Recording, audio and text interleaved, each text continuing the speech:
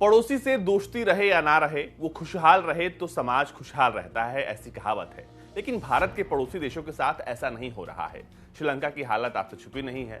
अर्थव्यवस्था वहां की चौपट हो गई है, महंगाई चरम पर है। वहां पर एक कप चाय पीने के लिए लोगों को 100 रुपए से ज्यादा का जो पैसा है वो देना पड़ रहा है।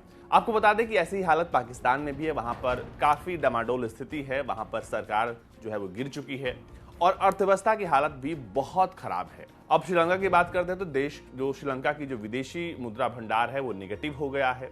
वहीं पाकिस्तान का तो हमने बताया है कि बहुत सेहत वहां की भी खराब है, लेकिन कर्ज के बल पर पाकिस्तान में अभी तक सब कुछ टिका है। इस बीच नेपाल से भी खबर आई है कि वहां की अर्थव्यवस्था जो है डगमगा रही है। नेपाल की आर्थिक स्थिति इस वक्त बेहद गंभीर स्थिति में पहुंच चुकी है, इसलिए आज बात हो रही है नेपाल की।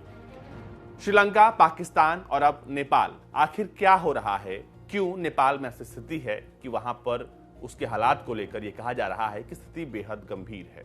आपको बता दें कि नेपाल की सरकार और नेपाल राष्ट्र बैंक यानी कि एनआरबी द्वारा फटाफट फैसले लिए जा रहे हैं ताकि कैसे भी करके स्थिति को ठीक किया जाए। आपको बता दें गंभीरता को देखते हुए एनआरबी ने खत लिखकर केंद्रीय वित्त मंत्रालय से कहा है कि पेट्रोलियम उत्पाद के आयात को नियंत्रित करें। साथ ही बैंकों को आदेश दिया गया है कि वो बेवजह लोन देने से बचें। 27 वाणिज्यिक बैंकों के साथ बैठक में एनआरबी ने कहा है कि खासकर वाहन लोन या गैर जरूरी लोन देने से बचा जाए।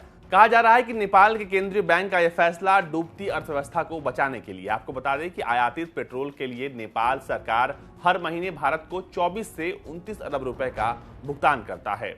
इस बीच अब नेपाल की सरकार ने विदेशी मुद्रा भंडार में गिरावट को रोकने के लिए लग्जरी आइटम्स के आयात पर बैन लगा दिया है। इस समय नेपाल सरकार के सामने सबसे बड़ी चुनौती विदेशी मुद्रा भंडार के सही से प्रबंधन करना है। काठमांडू से छपने वाली अंग्रेजी अखबार माई रिपब्लिका ने 7 अप्रैल को एनआरबी के प्रवक्ता गुणकार भट्टा से बातचीत के आधार पर यह रिपोर्ट पब्लिश की है, जिसमें कहा गया है कि सरकार लग्जरी वस्तुओं के इंपोर्ट्स पर बैन लगाकर हालात को सुधारने की कोशिश कर रहा है, क्योंकि विदेशी मुद्रा भंडार लगातार गिर रहा है, घट रहा है।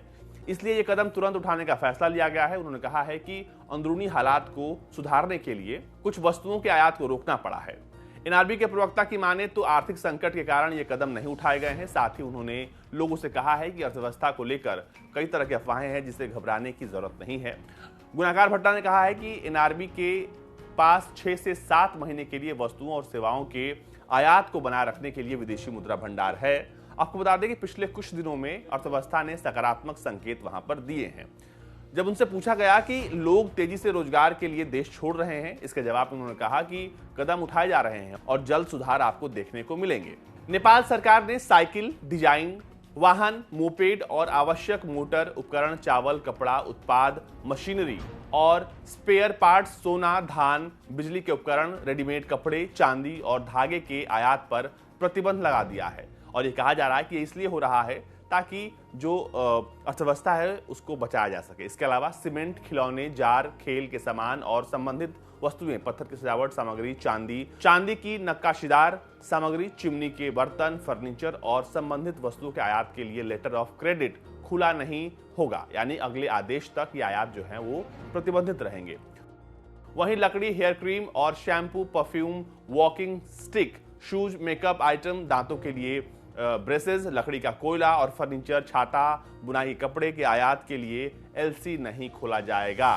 साथ ही पौधे, मिर्च, मछली, सब्जी या नट्स, डेयरी उत्पाद, सुपारी, छोले, प्राकृतिक शहद और अंडे, केले और चिप्स, मांस, ऑप्टिकल चिकित्सा और शल्य चिकित्सा उपकरण सहित कई चीजों के आयात पर प्रतिबंध लगा दिया गया है।